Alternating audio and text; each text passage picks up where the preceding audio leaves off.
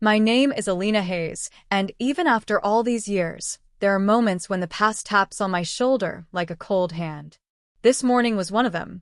I was standing in my office on the 12th floor of St. Providence Medical Center, the soft hum of hospital machines muffled behind my glass door.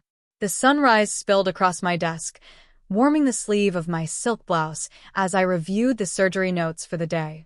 My stethoscope hung around my neck, cool against my skin, a weight I had earned, a title no one could take away from me now.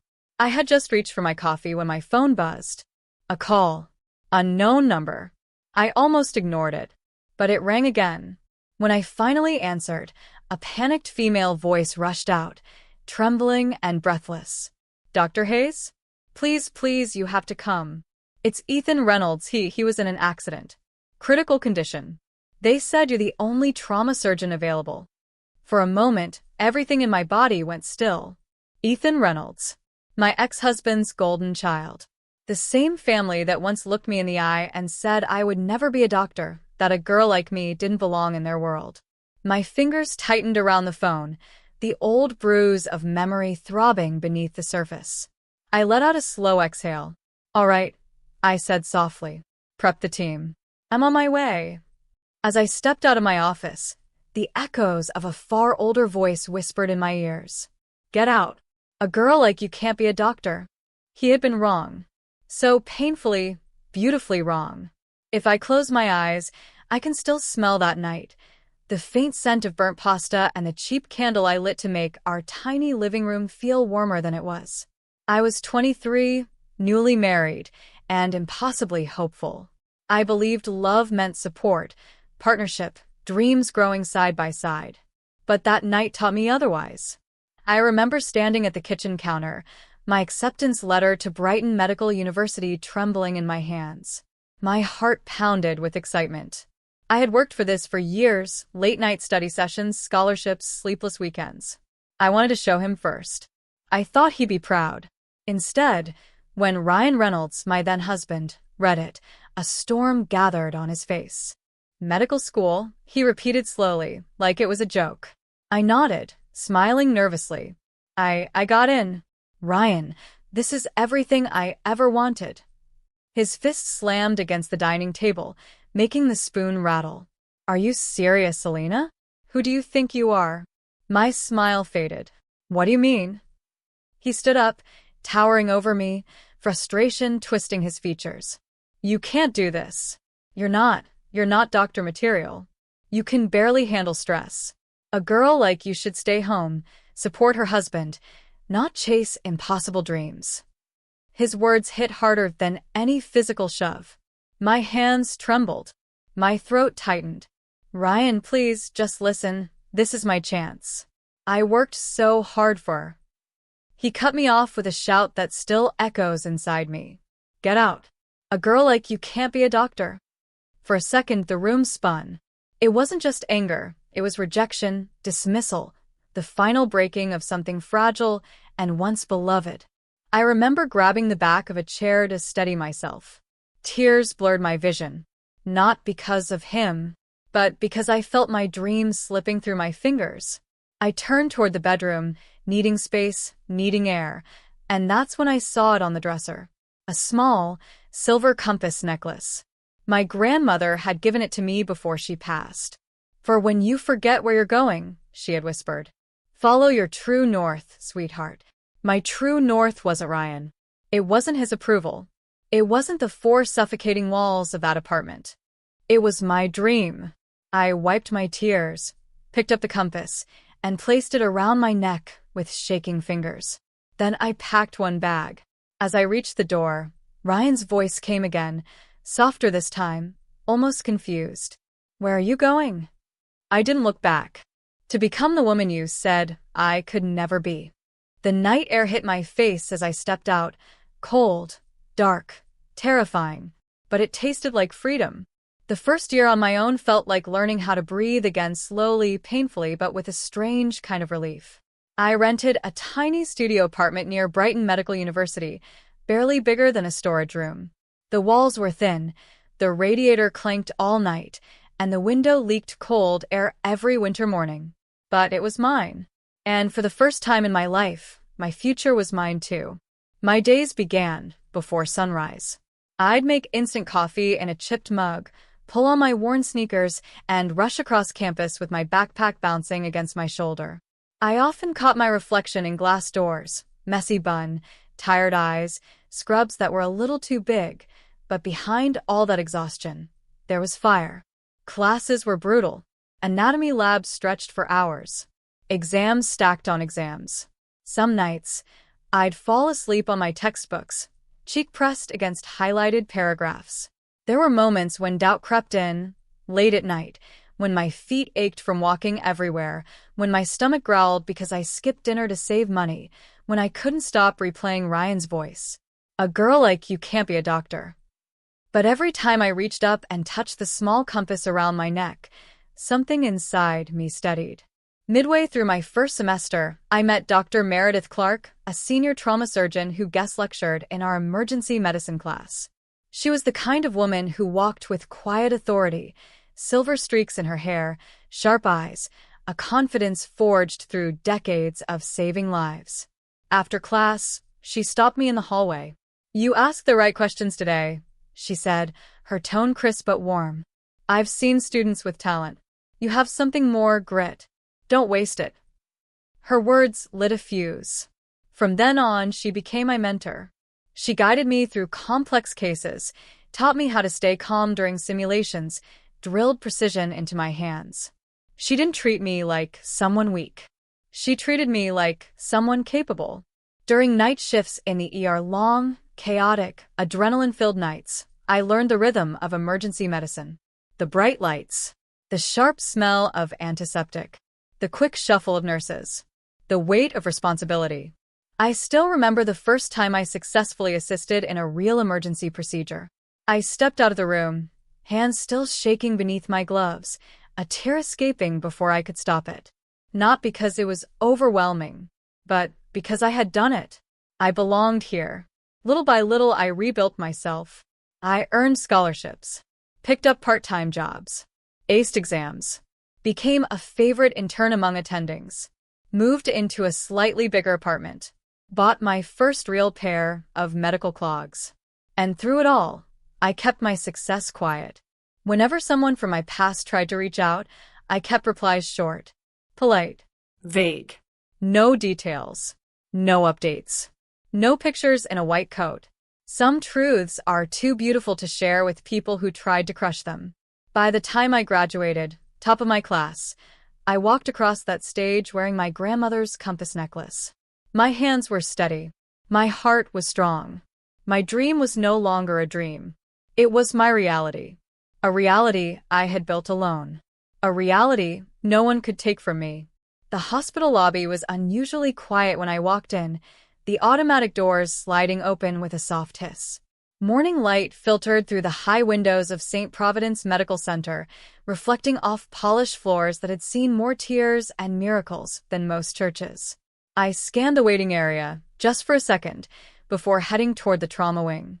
And that's when I saw them. The Reynolds family.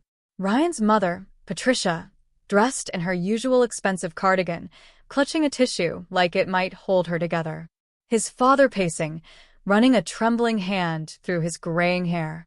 And Ryan himself, leaning against the wall, face pale, eyes red, panic etched into his features. For a heartbeat, my chest tightened, not because I still cared, but because they were the last people on earth who ever expected to see me here. I kept walking. My heels clicked on the marble floor, confident, steady, unmistakable.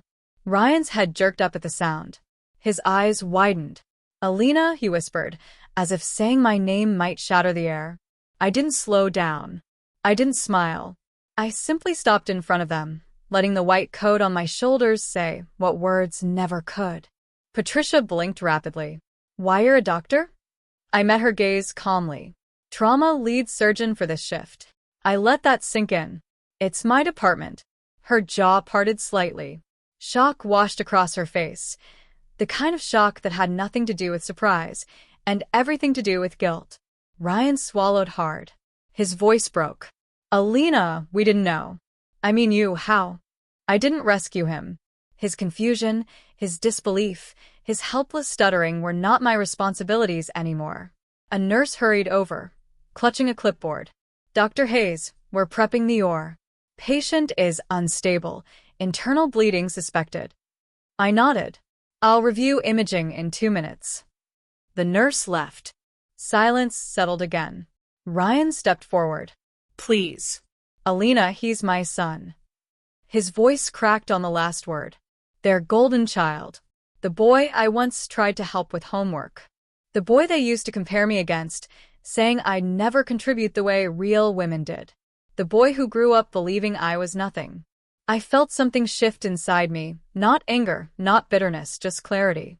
Your son is my patient, I said, my tone professional but firm. And I will treat him with the same care I give every patient. But I am not here as your past. I'm here as your surgeon.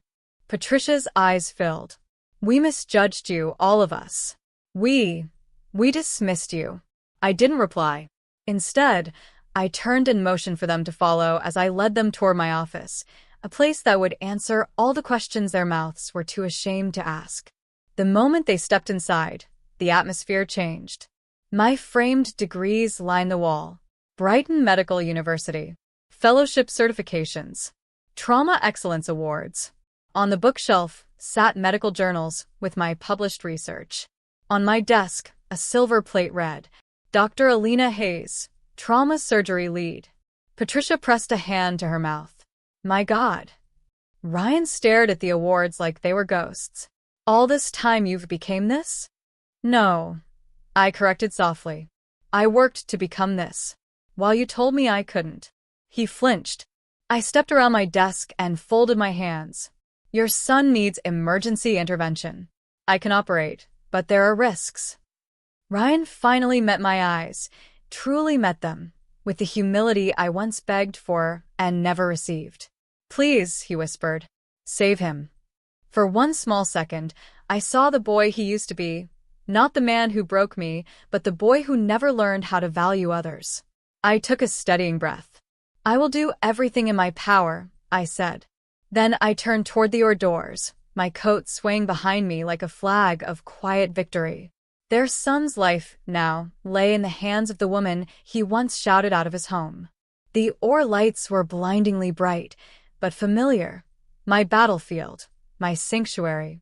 For 2 hours, I worked with precision, my hands steady, my mind focused.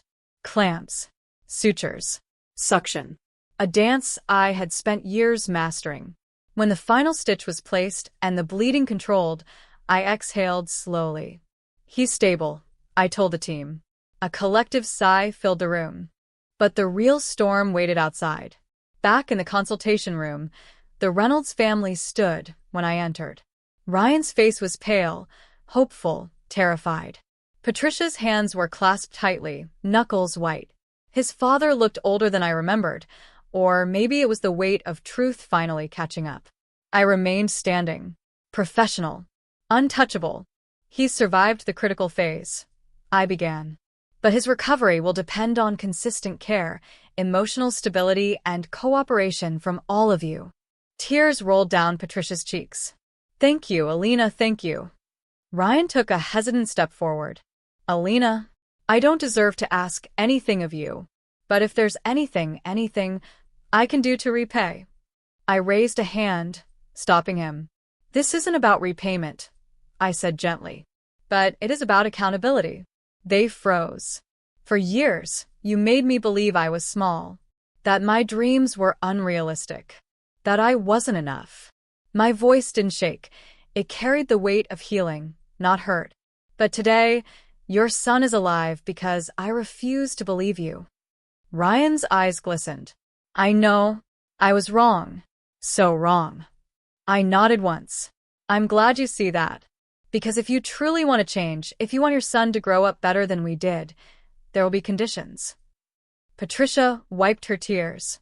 We'll do anything. I turned to her first. Condition 1. Stop teaching children that women belong in the background. Your grandson needs to grow up seeing women as equals, not accessories to a man's life. She choked on a sob and nodded. Next, I faced Ryan's father.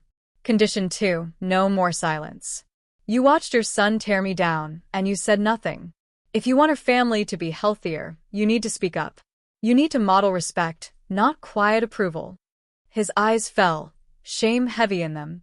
You're right, he whispered. I failed you, and him. Then I turned to Ryan. He looked like a man bracing for impact. Condition 3, I said softly. You will never again teach your son to limit someone else's dreams. Not a woman's. Not a man's. No one's. He nodded rapidly, tears spilling. I swear it. I'll do better. I'll change. I exhaled slowly, letting the years of buried pain loosen their grip on me. This isn't revenge, I said. This is correction. Growth. Healing. They listened, truly listened, for the first time in their lives. And one more thing, I added, stepping back. All three of them looked up. You don't owe me thanks. You owe me respect. And you owe him. I gestured toward the ICU hallway, a better world than the one you created for me. Patricia covered her mouth. Ryan bowed his head. His father gave a small, broken nod. For the first time ever, I felt the shift. The power they once stole from me was now back where it belonged, in my hands. Recovery rooms always feel like a strange blend of hope and fragility. Soft beeping monitors, hushed whispers, the faint scent of antiseptic lingering in the air. When I walked into Ethan's room the next morning, the sun had just begun to rise, painting the walls in gentle gold. He lay still but peaceful, oxygen steady, vitals stronger than the night before. Patricia stood at his bedside, brushing his hair back with trembling fingers. She turned when she heard me and offered a grateful, quiet smile, the kind a person gives when words aren't enough. He's improving, I said. Slowly, but definitely improving. She exhaled shakily, her shoulders sagging with relief. Thank you, Alina. Truly. Ryan and his father entered a moment later, their expressions softer than I had ever seen. No arrogance. No judgment. Just humility, raw, honest, overdue. Ryan approached me cautiously. Alina, I know an apology can't erase what happened years ago, but I need to say it anyway. His voice cracked. I'm sorry. For everything I said. For everything I made you believe. You deserved better. I studied him for a moment, not to punish him, but to really see him. He wasn't the man who once shouted me out of my own home. He was a man learning to rebuild from the ruins of his own mistakes. I accept your apology, I said quietly. But remember, acceptance isn't forgetting. He nodded, eyes glistening. I understand. I stepped closer to Ethan's bed, adjusting his foreline gently. As I did, my fingers brushed against the small silver compass necklace resting over my scrub top. My true north. The reminder of who I was and who I fought to become. I thought of my grandmother's voice, soft and steady. When you forget where you're going, follow your true north. I had followed it through heartbreak, through sleepless nights, through every voice that tried to drown mine out. And it led me here, to a place of strength, compassion, and unshakable certainty. As I turned toward the door, Patricia spoke softly. You saved more than just my grandson, Alina. You saved us from ourselves. Maybe she was right. Sometimes healing begins in the operating room, and sometimes it begins in the truth. In the hallway, sunlight poured through the windows, warm against my skin. I paused for a moment, letting it settle over me, feeling something loosen inside, the last remnants of an old wound finally closing. I smiled to myself, a quiet, victorious smile. I became the doctor he said I could never be, and the woman I always knew I could become.